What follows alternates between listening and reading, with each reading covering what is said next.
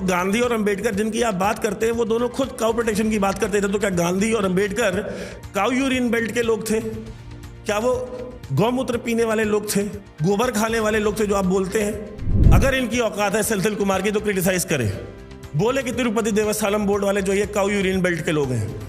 अगर माँ का दूध पिया तो बोल के दिखाए मुझे। आप परशुराम को टेररिस्ट बोल दीजिए, रेपिस्ट बोल दीजिए, कृष्ण भगवान को जिहादी बोल दीजिए, सनातन धर्म को डेंगू मलेरिया बोल दीजिए, आपको जो दिल करता है बोलिए। कांग्रेस पार्टी का पूरा इतिहास भरा पड़ा है इस तरह के स्टेटमेंट से। आपको मिनिस्टर बनना है, भगवान शिव को गाली दे दीजिए, बन जाएंगे मिनिस्टर आप। बोले ना कर्नाटका में पीडब्ल्यूडी मिनिस्टर। जय दोस्तों, आप देख रहे हैं डीओ न्यूज। अगर आप वीडियो पसंद आए तो वीडियो को लाइक कीजिए, चैनल को सब्सक्राइब कीजिए और बेल आइकन दबाना बिल्कुल मत भूलिएगा। और अगर आप सपोर्ट करना चाहते हैं तो details pin comment description box और स्क्रीन पे भी फ्लैश करेंगी। धन्यवाद। जय हिंद दोस्तों, आप देख रहे हैं आपका अपना चैनल डीओ न्यूज और मैं हूं आपका अपना वैभव।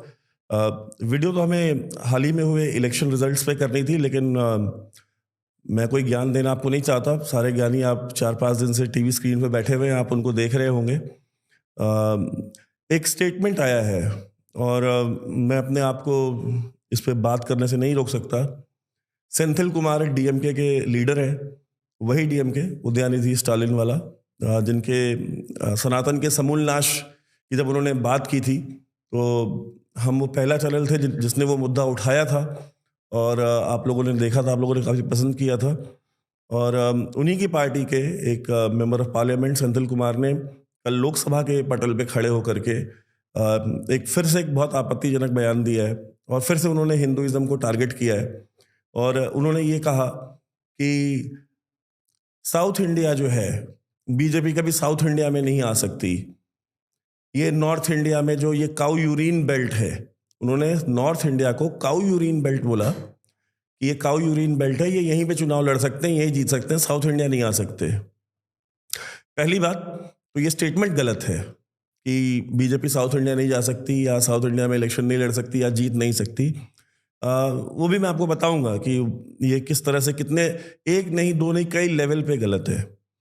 पहली बात तो सदर्न इंडिया हो, नॉर्दर्न इंडिया हो, ईस्टर्न इंडिया हो, वेस्टर्न इंडिया हो, इस देश का एक एक राज्य, एक एक कोना इंडिया है, भारत है। सेंथिल कुमार न तमिल लोगों का स्पोक्स पर्सन है, न सेंथिल कुमार सदर्न इंडिया में रहने वाले जो सदर्न इंडियंस हैं उनका रिप्रेजेंटेटिव है। सेंथिल कुमार ये इलेक्शन जीत गए, अगला नहीं जीतेंगे इस बयान के बाद, इसकी मैं आपको गारंटी देता हूँ। दूसरी बात, देखिए ये जो Tamil, southern Indian, south Indian, ये जो सारी बातें चल रही हैं, सेंथिल कुमार को तमिल कल्चर के बारे में पहले पढ़ना चाहिए था। उनको Tamil culture, Tamil literature, Tamil history को अगर वो पढ़ के आते तो इस तरह का बयान नहीं देते। गाय जो है, काऊ, वो ऐसा नहीं कि सिर्फ नॉर्दर्न इंडिया में वर्शिप की जाती है, उसकी पूजा होती है या उसका सम्मान किया जाता है। वो साउथ इंडिया में भी उतनी ही ज़्यादा रिस्पेक्टेबल क्रिएचर है। रीज़न, संगम लिटरेचर जो कि तमिलनाडु में मेनली जो है कि लिखा गया, वहाँ पे पढ़ा गया। आज तक संगम लिटरेचर एक बहुत ही रिच लिटरेचर है, जो लोग नहीं पढ़े उसका ट्रांसलेशन मौजूद है। आप उसको हिंदी में, उड़िया में, बंगाली में, गुजराती में, कई सारी भाषाओं में आप उसको पढ़ सकते हैं। आप अमेज़ॉन पे जाइए और बाकी वेबसाइट्स हैं, वहाँ पे आपको उसका ट्रांसलेटेड वर्जन मिल जाएगा। एक बहुत बड़े पोएट थे, संत थे, उनका नाम था तिरुवल्लुवर ने एक किताब लिखी, थिरुकुरल का हिंदी ट्रांसलेशन आप पढ़िए, आपको पता चलेगा।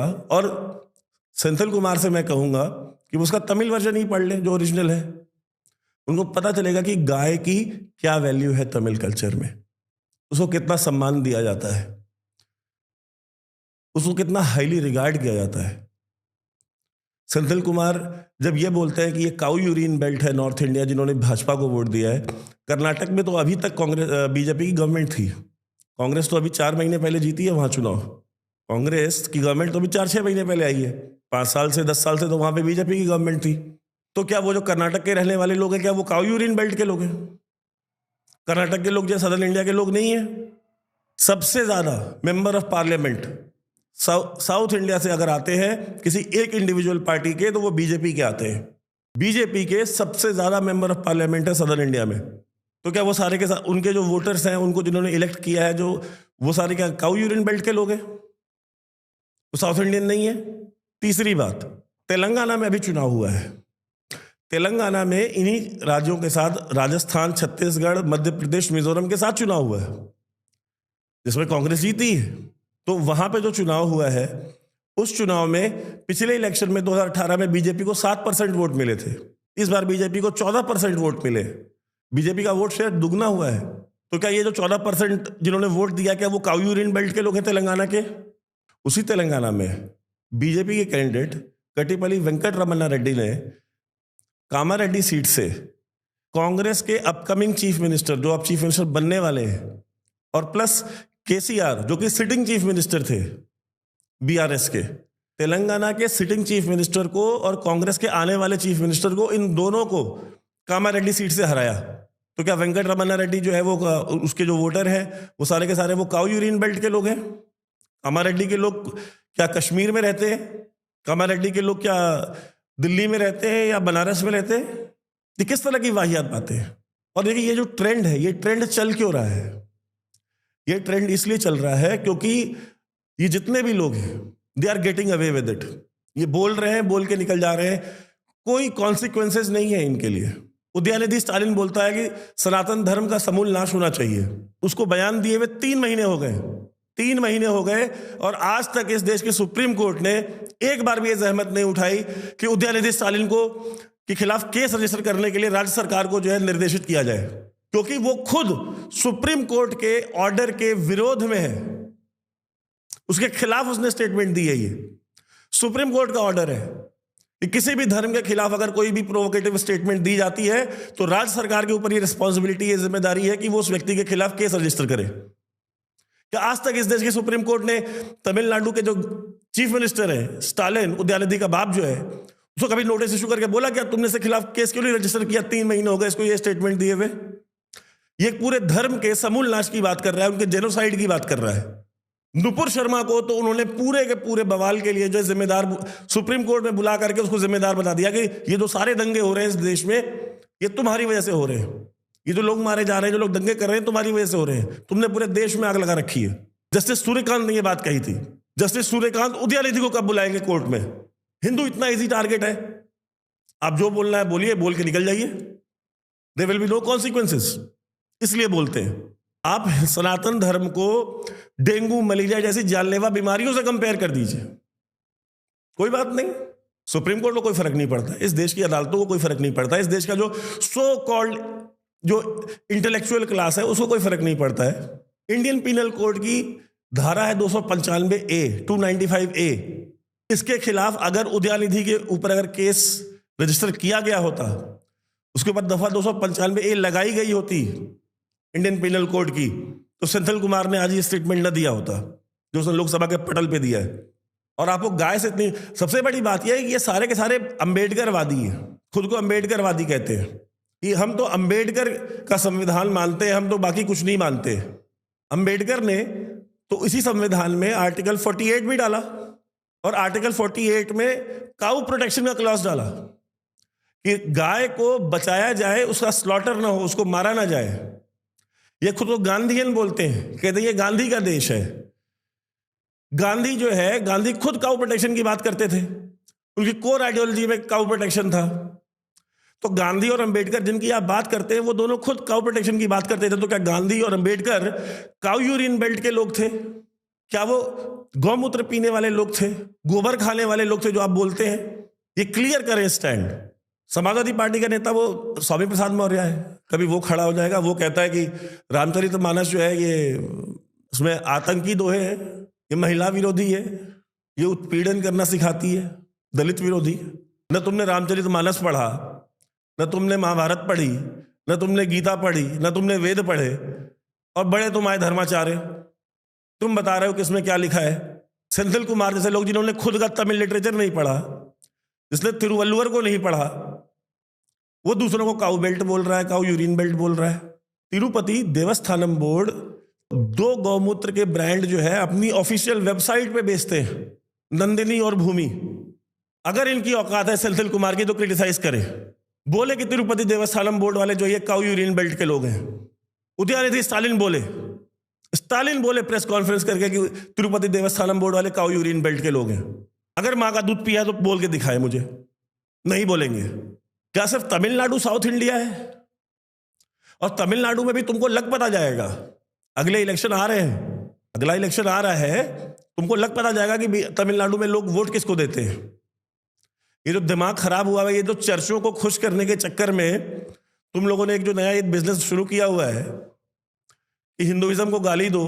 वो एक पास्टर है जॉर्ज पुनैया, ब्लेटेंटली एंटी हिंदू, जो कि एंटी हिंदू स्टेटमेंट्स देता है, एंटी हिंदू, वो पूरा का पूरा कन्वर्जन का एक सिस्टम चला रहा है साउथ इंडिया में। जॉर्ज पुनैया से राहुल गांधी अपनी सो कॉल्ड भारत जोड़ो यात्रा में मिले थे। वही जॉर्ज पुनैया जो कहता था कि जीसस क्राइस्ट ही असली भगवान है, ये शक्ति वगैरह कुछ नहीं है। भारत जोड़ो यात्रा में राहुल गांधी ऐसे लोगों से मिलते हैं। इसी राहुल गांधी की कांग्रेस पार्टी का एक नेता है गोवा का, रामकृष्ण जालमी, उसने वहां पे सीए के प्रोटेस्ट के खिलाफ जो है कि वो रैली निकल रही थी, जो कि चर्चों ने बैक की हुई थी, चर्च के सपोर्ट से निकल रही थी। वहां पे खड़े होकर उसने बोला कि परशुराम जो थे, परशुराम एक टेररिस्ट थे, परशुराम एक रेपिस्ट थे। ये गोवा के कांग्रेस के लीडर ने ये स्टेटमेंट दी। क्या एक्शन हुआ उसके खिलाफ? पुलिस ने तो जो एक्शन लिया, कांग्रेस पार्टी ने उसके खिलाफ क्या एक्शन लिया? क्या जब उदयनिधि स्टालिन ने जब सनातन के समूल नाश की बात की, तो क्या कांग्रेस पार्टी ने डीएमके को अपने इंडी अलायंस से निकाला? क्या उसको शो कॉज नोटिस दिया? क्या आपने स्टेटमेंट क्यों दिया है? एक स्टेटमेंट देना जरूरी नहीं समझा कांग्रेस पार्टी ने, एक स्टेटमेंट देना जरूरी नहीं समझा राहुल गांधी ने। इनके जो बड़े बड़े स्पोक्स पर्सन आते हैं, वो सुप्रिया श्रीनेत बैठती है टीवी पे, बड़ा चीखती चिल्लाती हैं। कभी क्रिटिसाइज किया उसने इस स्टेटमेंट को कि उदयनिधि ने जो स्टेटमेंट दी है गलत है और कांग्रेस पार्टी से खिलाफ है? बिल्कुल मुंह में दही जमा के बैठे हुए थे, क्योंकि उनको पता है कि ये स्टेटमेंट्स हमारे लीडर्स देते आए हैं पार्टी के, और हमें कोई फर्क भी नहीं पड़ा आज तक। तो अब ऐसी कौन सी नई बात हो गई? पीडब्ल्यूडी मिनिस्टर है कांग्रेस पार्टी का कर्नाटक में, सतीश जारकीहोली मिनिस्टर है वो सिटिंग। उसने बोला कि हिंदू तो एक इतना गंदा और इतना घटिया वर्ड है कि जो लोग खुद को हिंदू बोलते हैं उनको शर्म आनी चाहिए अपने ऊपर। ये कांग्रेस का सिटिंग मिनिस्टर है कर्नाटक में, सतीश जारकीहोली। तो वहां पे तो इस तरह की गालियां दे करके हिंदुइज्म को और हिंदुओं को जलील करके, उनको बेइज्जत करके, उनको अपमानित करके मिनिस्ट्रियां मिलती है कांग्रेस पार्टी में। तो सुप्रिया श्रीनेत या कांग्रेस पार्टी क्यों क्रिटिसाइज करेगी उदयनिधि के स्टेटमेंट को? शिवराज पाटिल कांग्रेस के बहुत बड़े नेता है, उन्होंने स्टेटमेंट दिया। उन्होंने कहा कि कृष्ण पहले आदमी थे जिसने जिहाद अर्जुन को सिखाया। क्या कृष्ण जिहाद सिखाते थे? क्या कार्रवाई हुई शिवराज पाटिल के खिलाफ? कुछ नहीं, जीरो। और अगर ये काऊ यूरिन बेल्ट है जो कि बीजेपी को वोट देते हैं क्योंकि बीजेपी कम्युनल पॉलिटिक्स करती है, कम्युनल पॉलिटिक्स करने वाले गोबर खाने वाले लोग हैं और ये काऊ यूरिन बेल्ट के लोग हैं, तो वैसी क्या प्रयागराज से चुनाव लड़ता है, जीतता है? तेलंगाना में चुनाव है, 7 सीटें उसने तेलंगाना में जीती हैं। वो कम्युनल नहीं है जो कहता है 15 मिनट के लिए पुलिस हटा दो, हम बता देंगे तुमको, 25 करोड़ मुसलमान मिलकर 100 करोड़ हिंदू मार देगा। वो प्रयागराज से 7 सीटें निकाली है उसने, या उसने वडोदरा से जीती हैं। मिजोरम में भी तो चुनाव हुए ना साथ में, 2 सीटें भाजपा ने वहां भी जीती हैं। उन दोनों सीटों पे 94% लिटरेसी रेट है और 95% आबादी उन दोनों सीटों की क्रिश्चियन है जो भाजपा ने जीती हैं। तो क्या वो काऊ यूरिन बेल्ट के लोग हैं जिन्होंने भाजपा को जिताया वहां मिजोरम में? आप परशुराम को टेररिस्ट बोल दीजिए, रेपिस्ट बोल दीजिए, कृष्ण भगवान को जिहादी बोल दीजिए, सनातन धर्म को डेंगू मलेरिया बोल दीजिए, आपको जो दिल करता है बोलिए। कांग्रेस पार्टी का पूरा इतिहास भरा पड़ा है इस तरह के स्टेटमेंट से। तो अगर वो अपने लोगों के खिलाफ कार्रवाई नहीं करते हैं तो यार वो उदयनिधि और इनके खिलाफ क्यों बोलेंगे? कांग्रेस के कोर में है एंटी सनातन सेंटिमेंट, कांग्रेस के कोर में है हिंदुओं से नफरत, हिंदुओं से घृणा। आपको मिनिस्टर बनना है, भगवान शिव को गाली दे दीजिए, बन जाएंगे मिनिस्टर आप। बने ना कर्नाटका में पीडब्ल्यूडी मिनिस्टर। और जो भारतीय जनता पार्टी का जो सपना है कांग्रेस मुक्त भारत का, ये भारतीय जनता पार्टी नहीं पूरा करेगी, ये खुद कांग्रेस पार्टी पूरा करेगी, अपने कर्मों से पूरा करेगी। मान लीजिए मैं अमेरिका में चुनाव लड़ रहा हूं, मैं यूके में चुनाव लड़ रहा हूं।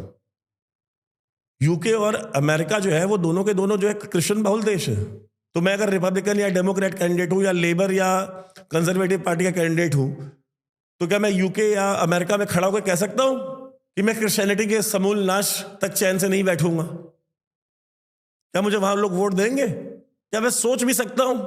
वहां पे तो रिपब्लिकन पार्टी और कंजर्वेटिव पार्टी के लोग चर्च के साथ डिनर करते हैं जब इलेक्ट हो जाते हैं तो, और चर्च में जाकर के उनको बताते हैं पूरे देश से कार्डिनल, और वो कैथोलिक चर्चेस के साथ और अलग अलग चर्चों के साथ करते हैं, जिसमें वो बताते हैं अपना विजन। जो रिपब्लिकन कैंडिडेट होता है इलेक्टेड, वो बताता है, जो डेमोक्रेट की होती है वो कैंडिडेट जो भी होते हैं वो बताते हैं अपना विजन, कि धर्म को लेकर के, क्रिश्चियनिटी को लेकर, कैथोलिसिज्म को लेकर के उनका विजन क्या है।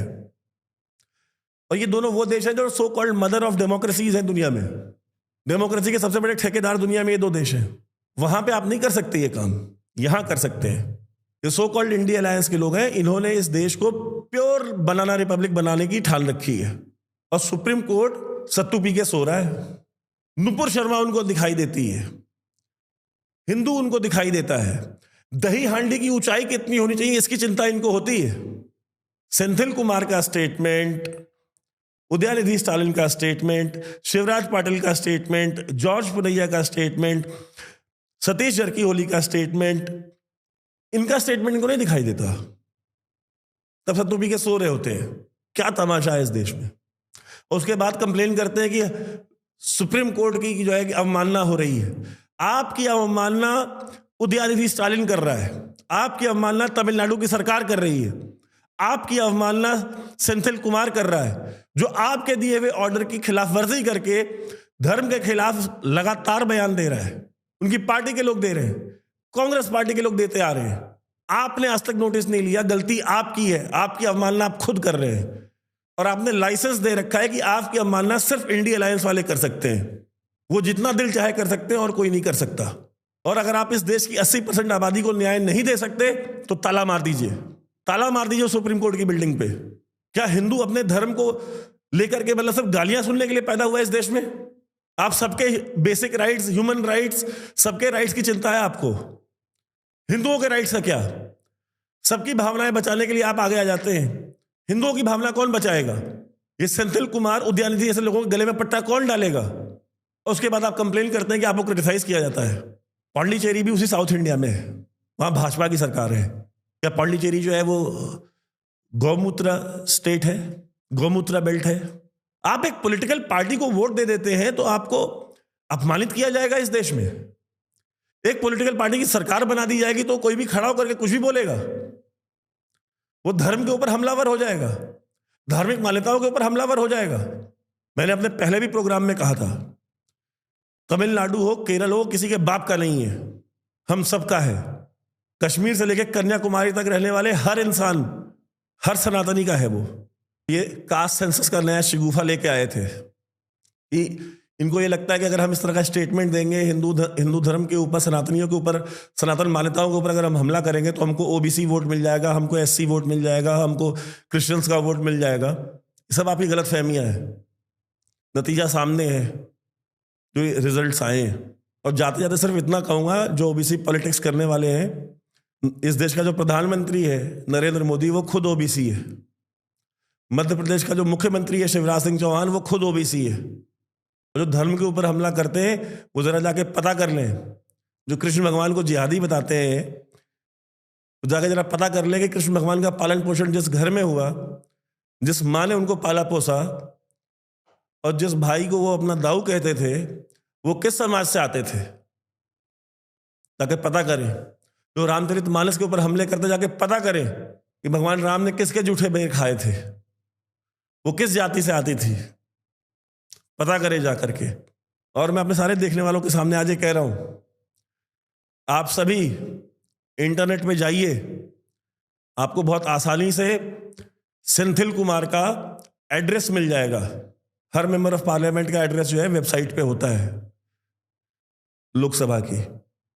और इनको थिरुकुरल की एक कॉपी, तिरुवल्लुवर द्वारा रचित थिरुकुरल की एक कॉपी आप इनके घर पे कुरियर कीजिए, ताकि ये पढ़ें।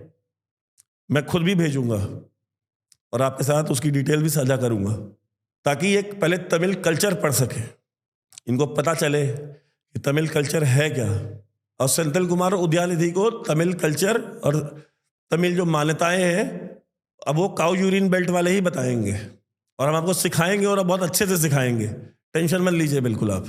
पिछले 8 साल में तमिलनाडु में आपने 4,000 करोड़ का प्रोजेक्ट लगाया था स्टॉर्म वाटर ड्रेन का, चेन्नई शहर में 4,000 करोड़ का स्टॉर्म वाटर ड्रेन प्रोजेक्ट 2015 में।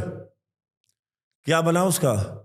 2023 में वेलाचेरी चेन्नई में जो लोग गर्दन तक पानी तक डूबे हुए हैं, उनकी इस वीडियो के साथ आपको छोड़े जा रहा हूं। देखें डीएमके वाले और डीएमके के वोटर्स जो हैं, जो उनको वोट देते हैं, और थोड़ी 2 पैसे की अगर शर्म हो तो कर लें। वैसे आप बेशर्म लोग हैं, डीएमके वाले जितने भी हैं, जितने भी पॉलिटिशियंस, जितने भी इनके मेंबर ऑफ पार्लियामेंट और विधायक हैं जो उसके खिलाफ नहीं खड़े हो रहे, आपके अंदर 2 पैसे की अगर शर्म होती तो आप अब तक पार्टी से इस्तीफा ही दे चुके होते। लेकिन वीडियो छोड़ के जा रहा हूं, 2015 में क्या हाल था और 2023 में क्या हाल है। 4,000 करोड़ रुपए खर्च करने के बाद देखिए।